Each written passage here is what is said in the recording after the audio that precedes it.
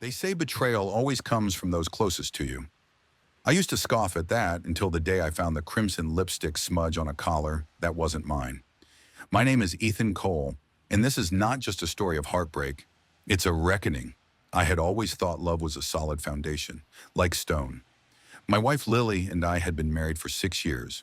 We met in college, drawn together by a shared love for literature and quiet coffee shops. She was my anchor in a chaotic world, or so I thought. The first sign was subtle.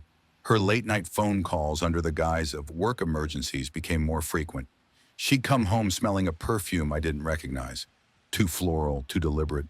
Her laughter changed. It wasn't the shy, melodic chime I fell in love with. It was louder, bolder, foreign. I tried to rationalize. Maybe it was stress. Maybe I was overthinking. Until I wasn't. It started with a text. I was setting the table when her phone lit up. She was in the shower, humming a song she hadn't sung since our honeymoon in Venice. I shouldn't have looked, but I did. One swipe was all it took. Last night was incredible. I still taste you on my lips. An unknown number. The blood drained from my face. My hands trembled as if possessed by a storm. I took a photo of the message, then another, then scrolled. Dozens of them. Messages, photos, locations. The betrayal wasn't sudden. It was slow, methodical, intimate. I didn't sleep that night. I lay beside her. The glow from her screen still burned into my vision. I stared at the ceiling, wondering how long she'd been a stranger. I waited. Days turned to weeks. I needed more than suspicion. I needed proof that would shatter any denial. I hired a private investigator. He was expensive and morally gray, but efficient. Within days, I had pictures.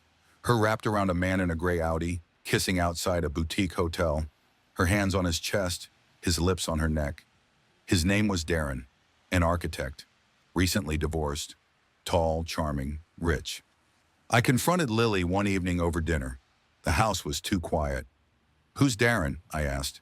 She froze, fork halfway to her mouth.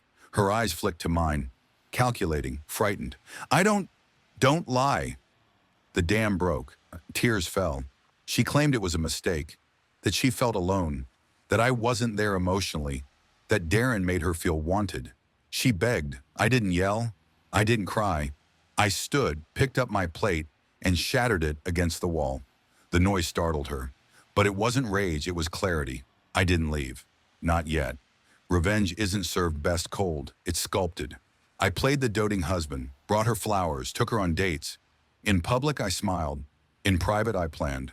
I learned everything about Darren, his address, his work, his schedule. Then I dug deeper. Tax fraud, embezzlement, a trail of women much like Lily, left discarded.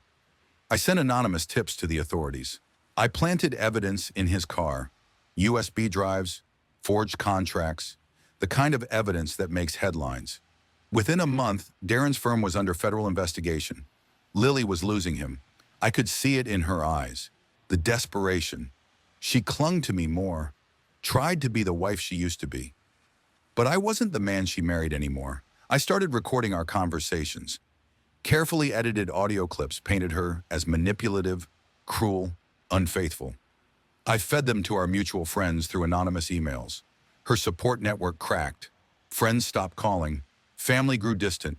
Her world, once vibrant, dulled by her own choices. The final act was set on our anniversary.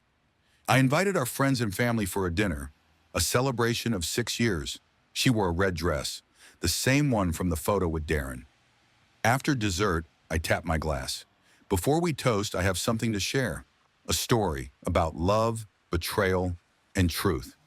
I played a video, photos of her and Darren, text messages, audio from the investigators' hidden mics. Gasps, silence, then whispers. Lily's face collapsed. She fled the room. But I wasn't done. I handed divorce papers to her father. Lily moved in with her sister. I heard she tried to reconnect with Darren, but he was already knee-deep in legal hell. Her job let her go quietly. Her reputation became a cautionary tale.